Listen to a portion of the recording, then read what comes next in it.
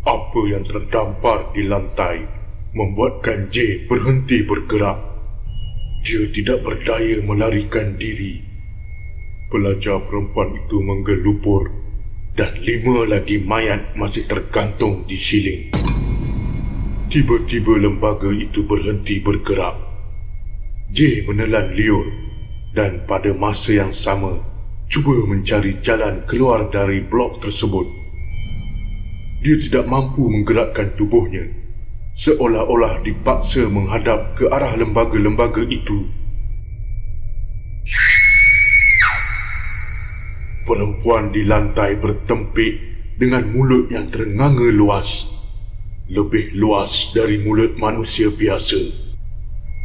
Wajahnya berurat hitam dengan mata yang terperosok ke dalam.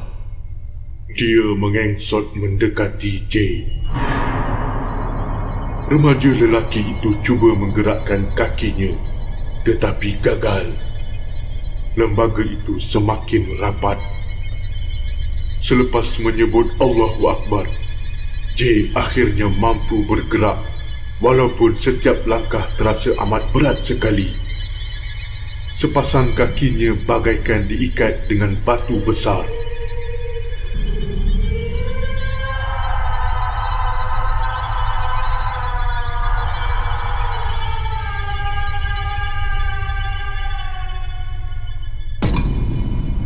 Tempikan bergema-gema, menyakiti telinga.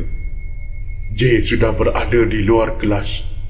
Namun apa yang berlaku selepas itu sangat membingungkan. Di hadapannya terhampar kegelapan malam. Jalan keluar sudah gaib entah ke mana. Dia berlari mencari jalan pulang, tetapi hanya berpusing-pusing di tempat yang sama.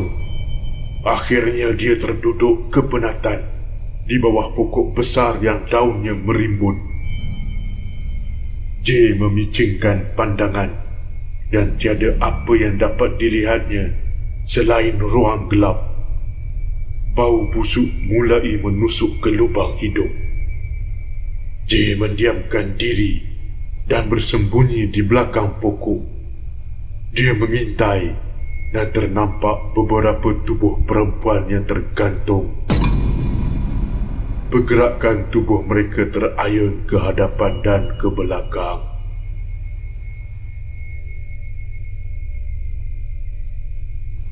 Puan Dinas berdiri di muka pintu depan. Jam sudah menunjukkan pukul 1 pagi dan anaknya masih belum pulang. Sudah beberapa kali dia menelefon tetapi tidak berjawab. Akhirnya dia menunggang motosikal ke sekolah anaknya.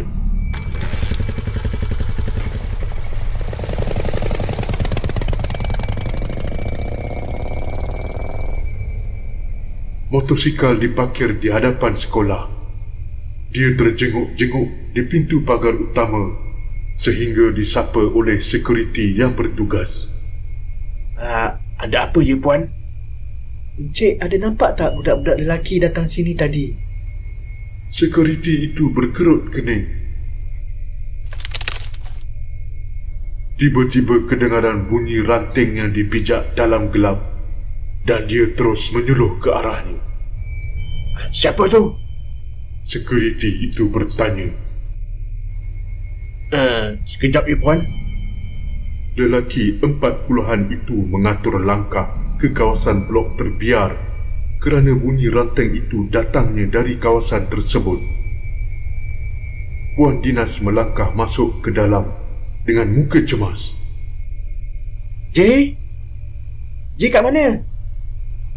Dia terdengar suara seorang remaja lelaki beberapa saat selepas sekuriti beredar.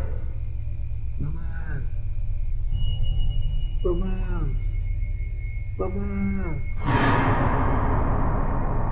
Seperti suara anak tunggalnya. J? Puan Dinas terhendap-hendap sambil menghampiri blok tersebut. Bulu romanya meremang-remang. Suara persis J itu datangnya dari dalam sebuah kelas yang pintunya terbuka. Puan Dinas berdiri di hadapan kelas dan menjenguk ke dalam. Kelas itu menarik perhatiannya kerana tingkap-tingkap dan pintu-pintunya terbuka luas. Lampu juga terpasang. Mama. Puan Dinas bergegas masuk. Tiada kelibat J atau sesiapa pun di situ, dan hal ini benar-benar membingungkannya. Sementara itu, security masih lagi menyuluh ke sekeliling dengan muka cemas. Dahinya berpeluh-peluh. Tiada budak-budak sekolah di situ. Dia menelan liur berkali-kali.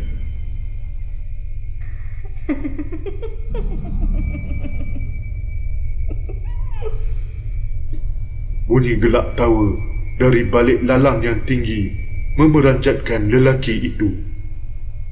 Bagaikan ada beberapa pasang mata putih sedang mengintainya. Siapa tu? Dia bertanya lantang sambil menyuluh ke kawasan lalang tersebut. Pada masa yang sama, langkah Puan Dinas terhenti apabila disapa oleh satu bunyi aneh. Dia menajamkan pendengarannya dan berpaling ke belakang dengan perlahan-lahan. Matanya terbeliak. Puan Dinas terduduk ke lantai tatkala melihat tubuh seorang pelajar perempuan tergantung dari siling. Lidah pelajar itu panjang dan berdarah, terjulur keluar. Mukanya pula terlindung dengan rambut panjang mengurai. Puan Dinas tidak berdaya untuk bergerak, bagaikan dipasung ke bumi. Mulutnya terkumat kamit membaca ayat suci, tetapi tidak lancar dan seringkali tersasul. Dia cuba menjerit, tetapi suaranya tersekat di kerongkong. Kabus hitam pekat yang berbau busuk mulai melemaskan Puan Dinas. J masih bersembunyi di belakang pokok dengan mulut yang ditekuk dengan tangan, sedang memikirkan cara untuk keluar dari situ.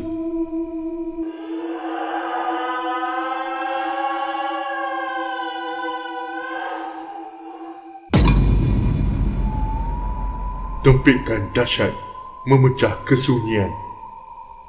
J terus mengangkat kaki meninggalkan pokok tersebut, langsung tidak menoleh ke belakang. Dia dapat merasakan ada sesuatu yang mengejarnya. Langkah kaki dia hayun laju, walaupun dia tidak tahu arah tujunya. Dia berlari dan terus berlari, sehinggalah dia terdengar suara jeritan mamanya. J kaget dan segera mencari di mana mamanya. Mama? Mama? Blok terbiar sekolah barunya itu tiba-tiba muncul dan berada di hadapan matanya. Ini semua kerana bacaan ayat suci yang dibaca oleh Puan Dinas. Wanita itu terus meluru memeluk anaknya. Macam mana Mama boleh ada kat sini? Soal J dengan muka hairan. Puan Dinas menarik tangan J dan bergegas keluar dari kawasan tersebut. Naik cepat! Arah Puan Dinas lalu terus memecut motosikalnya pergi dari situ.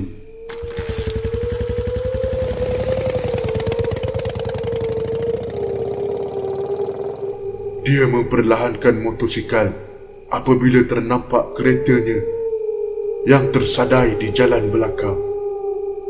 Enjin tiba-tiba mati, ujar J tanpa sempat mamanya bertanya.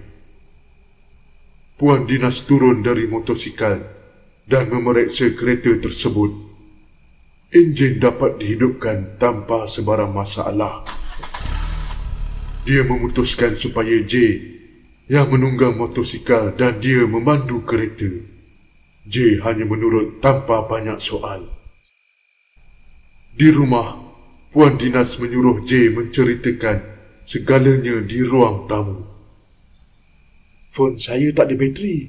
Signal pun tak ada. Itu penjelasan J apabila disoal. Puan Dinas hanya mengangguk. Muka anak tunggalnya dia pandang untuk beberapa minit. Suasana senyap dan canggung untuk seketika. J, Mama nampak apa yang J cakap selama ni. J tergamam. Maafkan Mama kalau selama ni tak percaya dekat J. Remaja lelaki itu menundukkan sedikit pandangannya. Tiba-tiba, bau busuk menusuk ke hidung. Dia mendongak dengan perlahan-lahan dan terlihat sesuatu di pintu depan rumah.